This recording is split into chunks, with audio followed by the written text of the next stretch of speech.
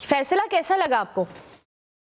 अस्सलामुअलैकुम। देखिए, फैसला तो मेरे लिए मैं कहता हूँ इतना शॉकिंग नहीं था, क्योंकि जिस तरीके से पाकिस्तान ने पूरे टाइम, आपको पता है, इसको प्रोएक्टिव रहा है। पाकिस्तान इस पूरे सिनेरियो को लेके बांग्लादेश को साथ लेके चला है। दुनिया के वर्ल्ड मैप के ऊपर पाकिस्तान आपको नजर आता है। और 1.5-2 साल से आप भी मानेंगे इस चीज को, जब से मोहसिन नकवी साहब ने ओवरटेक किया तो वो आपको चीजें नजर आ रही हैं कि जो अथॉरिटी होती है एक बंदे के पास, क्योंकि खुद भी गवर्नमेंट के अंदर है, उनके पास अथॉरिटेटिव पर्सन है, तो right decision for the right job एक बंदा बैठा है वहां पर। मैं कहूंगा कि आपने घुटनों पे लेके आप आईसीसी को आए, जो कि इंडियन क्रिकेट काउंसिल को हमेशा आपको पता सपोर्ट करती हुई आई है। मुझे पता है रेवेन्यू की बात करें, बाकी मामला बात करें, तो उनको सबसे ज्यादा शेयर भी मिलता है। जितना भी ये सारे जो हैपनिंग्स हुई हैं काफी दिनों के अंदर, तो आप देखें कितने क्रिकेट बोर्ड ने इसके अंदर स्टेप इन भी किया। मैं बड़ा हैरान था कि जब एमरेट्स क्रिकेट बोर्ड से कॉल आई कि जी आप इस मैच को लाजमी खेलें। फिर कल श्रीलंकन प्रेसिडेंट से शायद अपना ये चीज हुई है। बांग्लादेश क्रिकेट बोर्ड की बात करें, बैकडोर लॉबिंग की बात करें, तो डेफिनेटली बेशक वो चीज अब ऑन एयर आए ना आए, लेकिन कहीं ना कहीं मुझे फील होता है कि ऑस्ट्रेलिया है चाहे इंग्लैंड है, वहां से भी रिक्वेस्ट जरूर पाकिस्तान को आई है, क्योंकि सबको पता है कि जितना ये जनरेट करेगी अमाउंट, वो कोई मैच जनरेट नहीं करके देता। फिर आपको पता है कि अगर आप मीडिया स्पॉन्सर्स की बात करते हैं, मीडिया राइट्स की बात करें, जो इंडिया में इस वक्त जो बड़े बिजनेस टाइकून्स बैठे हुए हैं, जिसमें अंबानी वगैरह भी हैं, वो भी परेशान थे कि आखिर क्या होगा, क्योंकि जो मीडिया जो ब्रॉडकास्टर्स थे, उन्होंने भी धमकी दे दी थी कि भाई यहाँ तो ये तो बहुत बड़ा एक लॉस होने वाला है, इस मैच को रीस्केड्यूल किया जाए या वर्ल्ड कप को रीस्केड्यूल किया जाए वर्ल्ड कप से पहले की मुझे बात है, ये चीजें हो रही थी। लेकिन जो आपने नाइंसाफी बांग्लादेश के साथ की, वो कहीं ना कहीं आपके आगे आनी थी, और अल्लाह का शुक्र है कि पाकिस्तान इसको पॉजिटिवली लेके चला। कि खबर आ रही थी कि आईसीसी का कोई मेन इवेंट जो उनसे बांग्लादेश वो होस्ट करेगा, फिर उसके बाद प्लेयर्स को सैंक्शन नहीं लगेंगी। सबसे बड़ा जो अगला इशू था वो ये था कि प्लेयर्स को सैंक्शन ना लगे, क्योंकि मसला होता है कि जब क्रिकेट बोर्ड जो भी मामला होते हैं ना, प्लेयर्स सबसे ज्यादा सफर करते हैं। क्रिकेट बोर्ड तो करता ही करता है, प्लेयर्स क्योंकि जाके दुनिया में क्रिकेट लीग्स नहीं खेल सकते, सैंक्शंस लग जाती हैं, बायलैटरल सीरीज का मसला बन जाता है, फिर आपको पता है डीमेरिट पॉइंट्स मिलते हैं, बहुत सी चीजें होती हैं। तो अच्छी बात है कि आईसीसी ने एक स्टेप पीछे लिया, लेकिन मैं आज भी फील करता हूँ कि ये इतना बुरा टाइम है इस वक्त, खास करके जय शाह के लिए, कि जो इस वक्त वो बिल्डिंग में मौजूद है, जो कि हर चीज आपको पता है, मुंबई में उनके वाले साहब बैठे हैं, उनसे ही पूछते रहते हैं कि मैंने क्या करना है क्या नहीं करना है, क्योंकि he is not the right man for the right job. जब आप बात करते हैं क्रिकेट की, क्रिकेट टर्म्स का, हमको तो पता भी नहीं क्या करना है। मुझे फील होता है कि वर्ल्ड कप के बाद या कुछ 1.5-2 महीने के अंदर, क्योंकि ये सीट्स रिवॉल्व होती हैं, हर किसी को आपको पता अपॉर्चुनिटी मिलती है, मुझे फील होता है 1.5-2 महीने के अंदर ये शोर पड़ने लगा आईसीसी के अंदर कि भाई क्या he is the right man for the right job. इनके खिलाफ वो जो अदम एतमाद होता है, या ठीक है आप चंक ज्यादा शेयर करते हो, मुझे पता लोग कह रहे होंगे कि पैसे भी ज्यादा इंडिया देता है, मुझे नहीं लगता कि सीट से हिलेगा, लेकिन बस होगी ना, क्रिकेट बोर्ड्स की बस हो चुकी हुई है। कल मैं रिवेन्यू शेयर देख रहा था, तो पाकिस्तान ने शायद उस पर भी बात की है कि जो रिवेन्यू जो आता है खास करके भारत और पाकिस्तान के मैच में, उसको भी इक्वल डिवाइड किया जाए, क्योंकि शायद 50+ परसेंट या 40+ परसेंट है, मुझे उसका एक्यूरेट फिगर पता नहीं, वो इंडिया ले जाता है इस चीज के अंदर।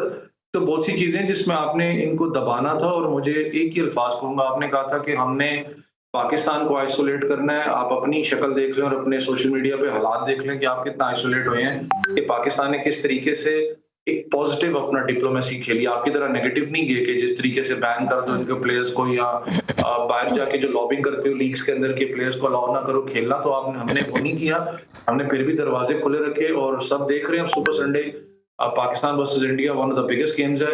एज अ क्रिकेटर मुझे भी तकलीफ तो ऑब्वियसली होती है कि हाथ नहीं मिलाना सारे मामला हैं, लेकिन एज अ प्रोफेशनल मैं हमेशा एक बात करता हूँ कि ग्राउंड में जाएं, पॉजिटिव क्रिकेट खेलें, इनको मारें, ताकि इनकी अकड़ टूटे और सब कुछ आपके सामने, सभी चीजें जो उनकी अकड़ वगैरह सब टूट जाएगी, जिस दिन हम इंशाल्लाह जीतेंगे इनसे, और बड़ा मजे का मैच संडे को होने वाला है इंशाल्लाह इंशाल्लाह। और वही बात है अवैस जो आपने कही है कि हमें अब क्रिकेट के ज़रिए भी जवाब देना है, क्योंकि कल जो मीटिंग में हतमी फैसला भी हुआ है, और जिस पे मोहसिन नकवी साहब ने कहा है कि ना मैं डरता हूँ, ना प्राइम मिनिस्टर और ना ही फील्ड मार्शल।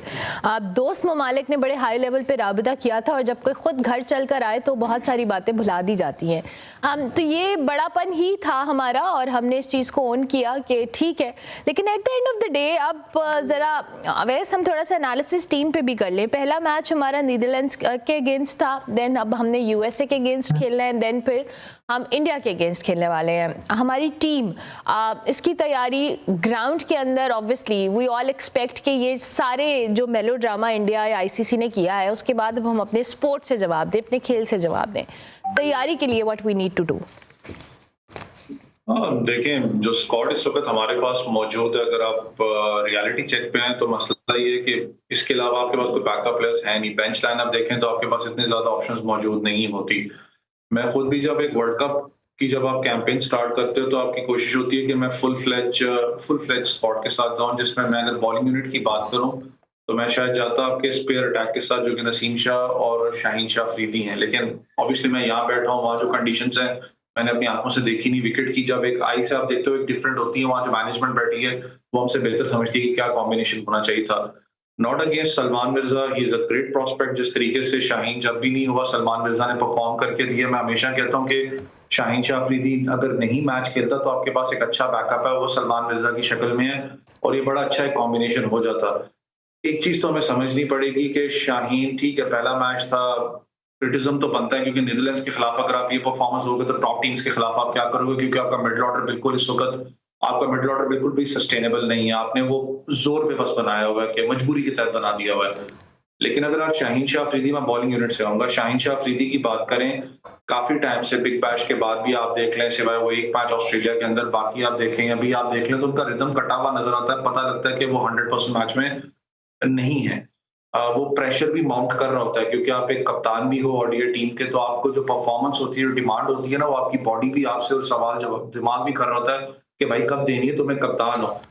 मसला ये आता है कि मैं हमेशा ही बात करता हूँ, जब हम भी खेलते थे ना तो हमें भी डर होता था कि यार स्क्वाड के अंदर रहना, स्क्वाड से बाहर निकल गए तो क्या होगा।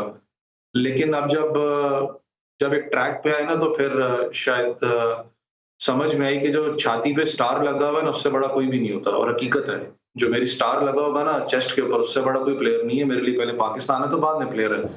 मसला क्या होता है कि हमारे, मैं तो चले पाकिस्तान नहीं खेला, एक नॉन टेस्ट नेशन खेला हूं, लेकिन नॉन टेस्ट नेशंस में भी ना क्लैरिटी बहुत कम होती है। एक प्लेयर को बता दिया जाए या प्लेयर और बोर्ड के बीच में क्लैरिटी बहुत कम इस सेंस में होती है कि आप शाहीन को बता दें कि यार आप हमारे T20 प्लान्स में नहीं हो, आप हमारे ओडीआई के प्लान्स में हो, या ये जो गेम है तुम्हें डिमांड नहीं कर रही, हम रिप्लेसमेंट चाह रहे हैं, आपको हम सीट पे बिठाना चाहते हैं। डर किस चीज का है मुझे नहीं पता, किस चीज का डर है, क्या फैंस का डर है, क्या किसी चीज का प्रेशर है। सेम विद बाबर आजम, मुझे पता है बहुत से लोग इस वक्त मुझे बुरा भला कह रहे हैं, मुझे शायद जो टीवी पे देख रहे हैं बाबर वाली बात पे, लेकिन अगर आपको डिमांड लग रहा है कि Babar Azam does not fit into the team किसी भी मैच के अंदर, क्योंकि जब श्रीलंका में आपने मैचेस खेलने हैं वहां पर ज्यादातर मैचेस, कुछ मैचेस बीच में आपके 15-10 ओवर या 16 ओवर के आएंगे या 12 ओवर के शायद आए, बारिश की वजह से कह रहा हूँ।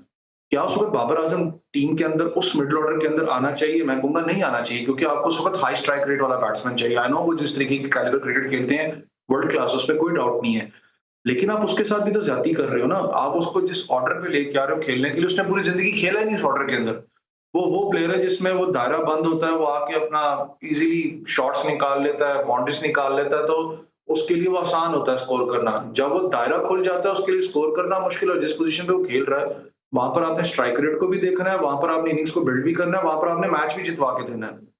अगर आप कंपैरिजन पे आ जाओ, बाबर, पेशावर ज़ल्मी या सिडनी सिक्सर्स की बात करूं, पोजीशंस डिफरेंट थी, लेकिन वहां पर वो नेचुरल गेम इसलिए खेल सकता है क्योंकि मैं लीग क्रिकेट की बात करूं, क्योंकि उसके इर्द गिर्द 6 से 7 ऐसे प्लेयर मौजूद हैं जो कि अडॉप्ट कर लेते हैं कि अपनी गेम खेले, हम अपनी हाई फ्रीक्वेंसी गेम खेलें और खेलते हैं। यहाँ पर मसला ये है कि पूरी पूरी की बैटिंग ऑर्डर उसके इर्द गिर्द घूमती है, तो कहां से आपके पास तो ऐसा कोई प्लेयर मौजूद नहीं है। उस्मान खान की बात करें, उसने पूरी जिंदगी ओपन किया है, वन डाउन खेला, आप उसको उठा के चौथे नंबर पर भेज रहे हो, जो कि मुश्किल पोजीशन है। स्पिन के खिलाफ वो अच्छा खेलता होगा, लेकिन वो पोजीशन डिफरेंट है ना, आप ज्यादती कर रहे हो उस लड़के के साथ। ख्वाजा नाफे बाहर बैठा हुआ है, उसने एक मैच खेला, उसने उसमें अच्छा परफॉर्म किया। मैं आज भी कहता हूँ it's very early to get him into the Pakistan world cup squad, क्योंकि वर्ल्ड कप का प्रेशर होता है, इट्स नॉट इजी। उसने भी पूरी जिंदगी ओपन ही किया है या वन डाउन खेला है, ओपन ही खेलता रहा, वन डाउन भी नहीं खेला। जिस पोजीशन में आप उसको लेके आओगे वो परफॉर्म नहीं करेगा, कल को मैं ही बैठ के कहूंगा भाई इसको कहां से उठा के आप लाए हो। तो बहुत सी चीजें जिसमें पाकिस्तान को अपने आप को सेट करने की जरूरत है। वेरस आपके ऑलराउंडर्स हैं, फहीम की बात कर लें, आप नवाज की बात कर लें, ये वो लड़के हैं जिनको मैं कहता हूँ आपको हर मैच खिलाना चाहिए। उनको आपको बॉलिंग भी फहीम अशरफ को यूज करना चाहिए, क्योंकि ये आपके यूटिलिटी क्रिकेटर्स हैं। ऑलराउंडर्स हमेशा यूटिलिटी क्रिकेटर्स होते हैं, वो आपको मुश्किल टाइम में आपका साथ दे जाते हैं। तो कुछ चीजें हैं जो पाकिस्तान को स्टिल सॉर्ट आउट करने की जरूरत है, लेकिन वो कहते हैं ना पाकिस्तान टीम से क्या इश्क है, जब तक वो ऑपरेशन थिएटर में आपको लेके थे, जो उस दिन मामला थे, तो मिनी हार्ट अटैक्स आते हैं आपको, मिनी हार्ट अटैक्स। देखिए मेरा क्योंकि आपकी बैकएंड टीम को पता है, मेरा खुद भी इस वक्त इलाज चल रहा है हॉस्पिटल में, तो मुझे डॉक्टर कह रहा था भाई साइड पे रह, छोड़ दे मैच को। मैं कहा ये क्या करना क्या चाह रहे हैं, तो ये जो सिचुएशन होती है seriously, I hope you get well soon Awais. आपको जो भी इशू है I check with my team of air, but get well soon. I believe कि आप यू आर डूइंग वेल। बस दुआ करें बेहतर हो, पहले से अल्लाह का शुक्र है। बस चले वापस नॉर्मल लाइफ आ जाओ, अल्लाह करे इंशाल्लाह इंशाल्लाह। अच्छा वैस, अब ये जो हम सारा इंडिया वर्सेस पाकिस्तान की बात कर रहे हैं, लेकिन आपने जो भी हमें बैटिंग ऑर्डर और सारी चीज़ें मिडिल ऑर्डर की बात की है, आई रियली वांट आप बॉलिंग साइड के ऊपर भी। अब यूएसए के अगेंस्ट जो हम खेलने जा रहे हैं मैच, हमने यूएसए के और इंडिया के मैच में देखा कि यूएसए अपना पूरा होमवर्क करके आया था। इंडिया को उन्होंने फंसाया और बुरे तरीके से भी समहाउ फंसाया, लेकिन उसको ओवरकम कर लिया गया समहाउ। बट यूएसए से हम मैच हारे हुए हैं, तो हम इतना हल्का नहीं ले सकते उस टीम को भी।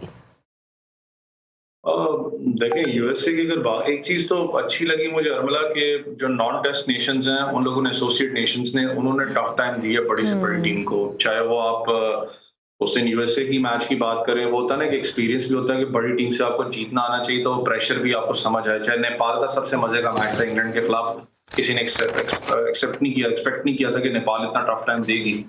लेकिन यूएसए मैच की अगर आप बात करें तो यूएसए मैच का सबसे बड़ा जो जो मुझे प्लस पॉइंट नजर आया था उनकी बॉलिंग यूनिट का स्पेसिफिकली, क्योंकि मुझे अली खान की भी अपडेट नहीं है क्या वो आज के मैच में अवेलेबल होंगे, क्योंकि वो बेचारे जब बाहर गए 2 ओवर्स के बाद तो थोड़ा सा मैं कहता हूँ प्रेशर रिलीज हुआ था इंडिया के ऊपर, क्योंकि इंडिया आपको पता है हमेशा टॉप 3 to 4 आप प्लेयर्स की बात करें जो टॉप 4 हैं उन पे ही सारा रिलायंस करती है। सूर्य कुमार यादव ने जो इनिंग्स खेली है वो literally one of the best captain inning है जो उसने खेली है, ठंडा काम रह के आखिर तक लेके गया। लेकिन जो उनकी बॉलिंग यूनिट है, खास करके अली खान की बात करें, यूएसए की बात कर रहा हूँ, उनके जिन्होंने 4 खिलाड़ियों को आउट किया था उनका नाम बड़ा मुश्किल है। बड़ी जबरदस्त अपना उनका जो एक डिसिप्लिन, जो चैनल बॉलिंग आप कहते हो ना, वो उन्होंने मेंटेन करके रखी है। आप उनकी फील्डिंग यूनिट की बात करें वो बड़ा तगड़ा था, तो उनका डिसिप्लिन बॉलिंग यूनिट आपको नजर आता है। मोहसिन हमारे खुद भी पाकिस्तान अंडर 19 खेला हुआ लड़का, साथ में पेशावर जल्मी खेला है, वो लड़का, उसने बड़ी डिसिप्लिन बॉलिंग की। फिर आज न्यूज आ रही थी हमारे एक और फास्ट बॉलर एहसान आदिल, वो यूएसए टीम के अंदर उन्होंने कम बैक किया, उन्होंने रिप्लेस किया किसी को, तो एक्सपीरियंस तो उनके पास मौजूद है। बैटिंग के अंदर असल में उसने क्यों एक्सपोज हुआ यूएसए, क्योंकि जो उनके टॉप 3 बैट्समैन है, जिसमें एंड्रू गॉस की बात कर लें जो इस्लामाबाद यूनाइटेड के ओपनर भी हैं, बिल्कुल सही, 2 और प्लेयर्स की बात कर लें, वो 3 से 4 के ऊपर बहुत ज्यादा रिलाई करती है यूएसए की टीम को। अच्छा वो स्टार्ट हमें देंगे। जब वो 3 खिलाड़ी आउट हुए तो उनके ऊपर प्रेशर माउंट हो गया। वो मैंने कहा ना कि एक बड़ी टीम के खिलाफ आपको इनिंग्स को बिल्ड करने और जो होता है ना रिलैक्स करना, अपना दिमाग जो सा वो आपको आना चाहिए, तो वो आहिस्ता आहिस्ता जितने बड़े मैचेस आएंगे आप सीख जाओगे। अलार्मिंग सिचुएशन नहीं है, लेकिन I know Pakistan obviously is a great team, लेकिन यूएसए ने जितना टफ टाइम दिया तो डेफिनेटली हमें भी अपने कुछ टिक मार्क्स करने हैं कि यार हमने किन चीजों पे काम करने की जरूरत है। खास करके आपके मिडिल ऑर्डर की बात करूं, ठीक है, वहां पर आपने रन्स को किस तरीके से आपने लेके आगे चलना है, स्ट्राइक रेट है चाहे रन रेट है, यानी आपको अपना होमवर्क करके ही ग्राउंड में उतरना है, अदरवाइज आप स्ट्रगल कर सकते हैं खुदा ना खास्ता।